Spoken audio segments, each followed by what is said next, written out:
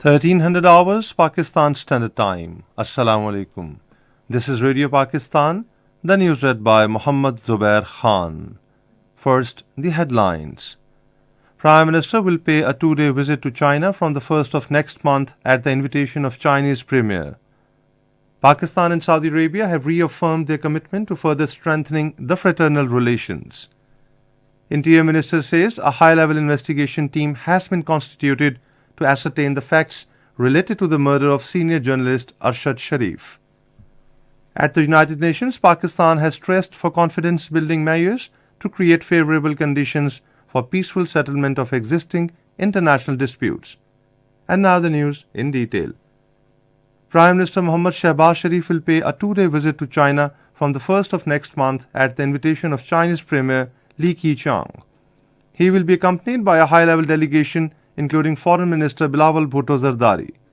This would be Prime Minister's first visit to China since assuming office in April 2022 and follows his meeting with President Xi Jinping in Uzbekistan on 16 September 2022.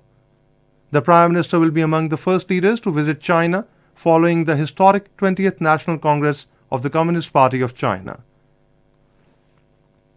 Prime Minister Shehbaz Sharif has underlined his government's firm resolve to facilitate all investors coming to Pakistan. Addressing the Future Investment Initiative Conference in Riyadh, he highlighted the importance his government attaches to enabling participation of Pakistani youth to become agent of change in the technology world. Later, Shehbaz Sharif, along with members of his entourage, held a bilateral meeting with Saudi Crown Prince Mohammed bin Salman in Riyadh. They reviewed the entire gamut of bilateral relations and reaffirmed their commitment to further strengthening the fraternal bond between Pakistan and Saudi Arabia. The Prime Minister thanked the Saudi leadership for extending assistance to Pakistan during the recent devastating floods, particularly for establishing the air bridge between Riyadh and Islamabad to provide relief goods in flood-affected areas. Speaking on the occasion, Mohammed bin Salman termed the fraternal ties between Pakistan and Saudi Arabia very important for the two countries as well as for the region and the world. Interior Minister Rana Sanaullah has said a high-level investigation team has been constituted to ascertain the facts related to the murder of senior journalist Arshad Sharif from the Kenyan police and relevant authorities. In a statement today, he said the 3-member team comprises of officers from FIA and intelligence agencies and will travel to Kenya immediately. The Interior Minister said the team will submit its final report to the Interior Division. Rana Sanaullah said the investigation team will also completely look into the reasons behind the departure of Arshad Sharif to Dubai and then Kenya. Pakistan has stressed for confidence-building measures to create favorable conditions for the peaceful settlement of existing international disputes in accordance with the UN Charter. Speaking at the first committee of the UN General Assembly, Deputy Permanent Representative of Pakistan to the United Nations, Muhammad Amir Khan said this can create a political environment conducive to promote agreements on disarmament and arms limitation. He said a stable balance of conventional forces and weapons is necessary to ensure strategic stability, particularly in regions mired in tensions.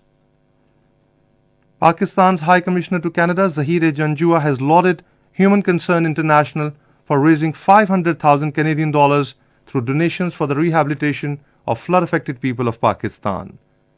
Addressing a gathering in Ottawa, he said he is impressed with the sincerity and enthusiasm of vibrant Pakistani diaspora in Canada who responded to the call for help and contributed millions of dollars to the flood-affected and rehabilitation efforts.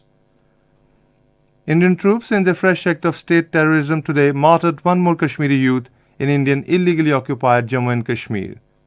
The troops martyred the youth in a fake encounter during a continued military operation in Satpura area of Kupwara district. In the ICC Men's T20 World Cup at Melbourne, match between Ireland and England has been delayed due to rain. Batting first, Ireland set a target of 158 runs for England to win the match. In reply, England were 105 for 5 in 14.3 overs when the match was stopped due to rain. Meanwhile, the second match of the day will be played between Afghanistan and New Zealand at the same venue at 1 p.m. And that is the end of the news. For more news and analysis, log on to our website radio.gov.pk and also watch live video streaming of our bulletins on the link facebook.com/Radio Pakistan News Official.